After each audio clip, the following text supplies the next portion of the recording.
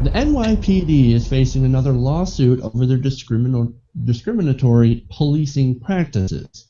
Now this time it's from a woman named Chaumtoli Huq. I think I'm hopefully saying that right. Now she was doing nothing wrong while waiting outside of a Ruby Tuesdays restaurant, and she was essentially waiting for her children to come out from using the restroom. Nothing wrong there, nothing suspicious, right? Now Huq claims that she was told to move along by an officer. Now she informed the officer that she would leave as soon as her children were done using the bathroom and she was reunited with them. When the officer allegedly decided, no, that's not good enough, and he slammed her against the wall, pinned her wrist, and arrested her. Huq alleges that when she cried out, when she was hurt, she was told to shut her mouth by an officer named Ryan Lathrop.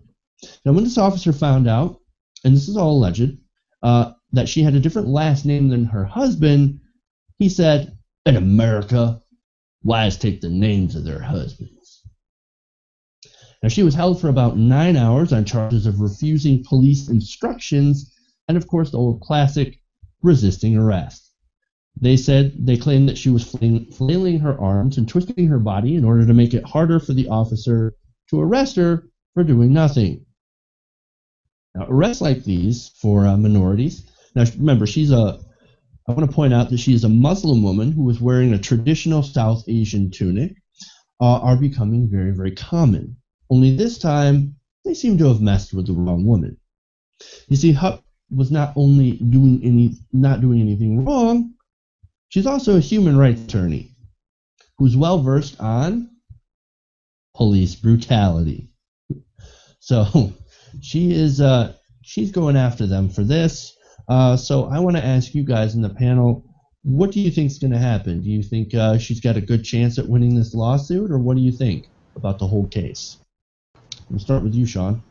Yeah, first of all, this couldn't be more disastrous for the NYPD. Like, on the heels of everything they're going through, the death of Eric Gardner, choking out that woman who turned out to be pregnant for not moving her grill from her front yard to her backyard, which again is not illegal, choking out somebody who jumped the turnstile at the subway. Like, this is the last thing they needed, was to arrest a woman for no reason, for actually doing what a responsible parent does and waiting outside the restroom for her kids to come out. And then on top of that, she's a human rights attorney, so she don't even need to hire somebody to go after them. It's just ridiculous. Like, if you're a police officer and you give an order, right, and people don't obey it, I get that hurts your feelings. Like, it stings a little bit. But when they say, like, logical, normal things, like I'm outside of this bathroom because I have children who are tiny humans who often get kidnapped inside the bathroom, like, maybe you let that one go. The NYPD, I feel like he targeted her for being a Muslim. Like, those are the countries where the men run everything. So maybe he needs to take a chill pill and check himself. And I'm upset that this happened, but I'm glad that there's going to be a little bit of backlash from this woman. Yeah, I think it's hilarious, and it's a great whoops for NYPD to mess up like this. But I think I would say that if your net worth isn't six figures, you are a possible victim like this lady, because she has a face of somebody who doesn't have a voice. And that's the issue with these police departments now, is that they've locked up all the drug dealers, they've locked up all the people who do drugs. I mean, New York, you don't really have a lot of gun crime because of their gun laws being so strict, so they have literally nothing to do but fuck with people. And for whatever reason, cops have a really difficult time hearing the words no, or hearing any kind of resistance in a response from somebody that they're addressing. So it's going to be an interesting case. Hopefully they don't pussy out and settle out of court. If these cops really think that they're as right as they think they are, then they should just go full speed and take it all the way and see how far that gets them. I think that would change things more than just giving this lady a couple $100,000 to shut her up. Yeah, I mean, I certainly hope that she gets a couple of $100,000. But the issue at hand here seems to be that in all of these cases, kind of the choking cases and they're killing victims, if this woman, she's a human rights lawyer, I mean, the police obviously didn't know that, and they certainly have picked on the wrong person. But had she been wearing kind of a business suit, if she was in traditional lawyer attire, there's no way they wouldn't have even questioned why she was waiting outside kind of the toilets for her kids. They wouldn't even question that. But it's just they always want to pick, the whole idea of the police is to kind of protect kind of the powerless, those who can't be protected, those who need protecting. And it seems that certainly in the NYPD's case and a whole ton of other precincts across the country, that they just target those who aren't going to be able to protect themselves, who won't be able to get a good lawyer in court if they want to try and challenge what the police have brutally done to them. It's just absolutely outrageous, and I really hope that she absolutely goes to town on them in the courts and squeezes them for every single penny that she can get. It's ironic to kind of thank the Lord that this woman was a lawyer, because this has probably happened to hundreds, if not thousands, of people, and it just so happened that they've now picked on the wrong person, and they're going to have to check themselves more often now because they just think, oh, it's a kind of, she looks a bit ethnic, she's not going to be in any position of power, we can impose our will on her. And they need to realize these days that anyone can be a lawyer. It's not just old white men who they can't challenge anymore and to abuse their power over. Yeah, and I just want to add two things, or one thing actually. The resisting arrest, or that she squirmed during the arrest.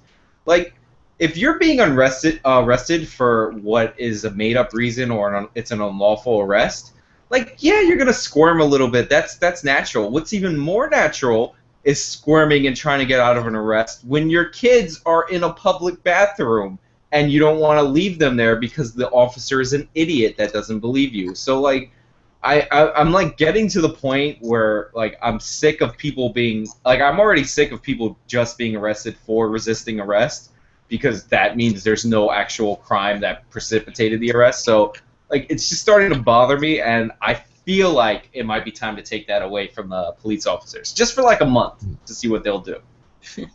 Well, I think it's Matt Taibbi is a really good Rolling Stones author, and he wrote this amazing book called The Divide, and it speaks on the police department and the kind of judicial system that we have, and it's very much segregated, where the people of the upper echelons of this country won't even get charged, won't even see the inside of a court. But for simple little things, people who seem like they don't have a lot of power, even lawyers. I mean, there was that TV producer who also got arrested. I mean, these are people who are considered not powerful, and it's simple to just, I mean, the city makes money just putting you in jail for a couple minutes. You might not even get charged. You might not even get convicted.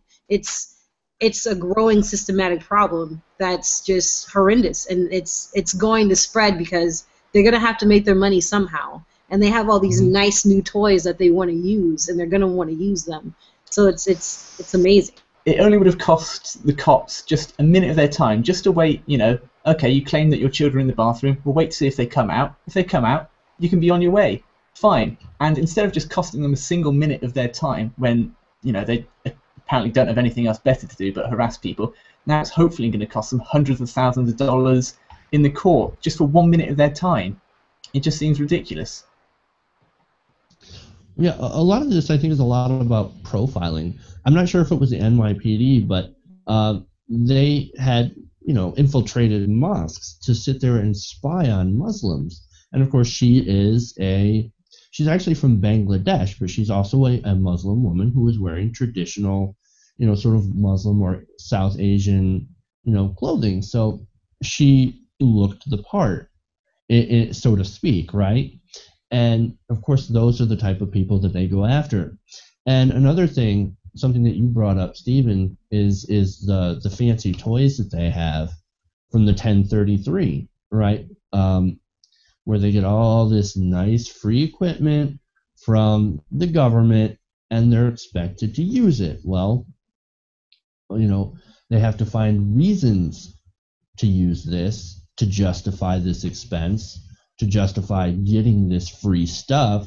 It was the NYPD that infiltrated mosques. They were found to be spying on every mosque in the city and out-of-state mosques and they went on a whitewater rafting trip with the Rutgers, which is in New Jersey, Muslim student group, because you never know. So like the NYPD is way outside their jurisdiction, and a lot of it comes from a very anti-Muslim video that's shown to them in the academy. Like the person who narrates it, I think Dinesh D'Souza is a part of it, but one of the or is Dinesh D'Souza the guy that appears on Bill Maher? I don't know. Double check that. But anyway, yes, he does. Yeah, it's a lot of people who like promote hate, and they're in that like movie, and it's ridiculous, and they show it to all the cops, and it's pure propaganda. So a lot of it's drilled into them at the academy and at seminars. But that kind of behavior is as American as apple pie. This is something this is not new to them. This is them going back to the old school handbook when you talk about infiltrating things. When the government started to see people organizing to change laws in places like California and in the South, they would send counterintelligence in there to dismantle or disrupt the harmony in these groups, where they would cause a bunch of drama and friction between two different factions. So it's very believable that the NYPD feels completely justified in infiltrating mosques, because that's something old school. That's something from the 60s that they're doing.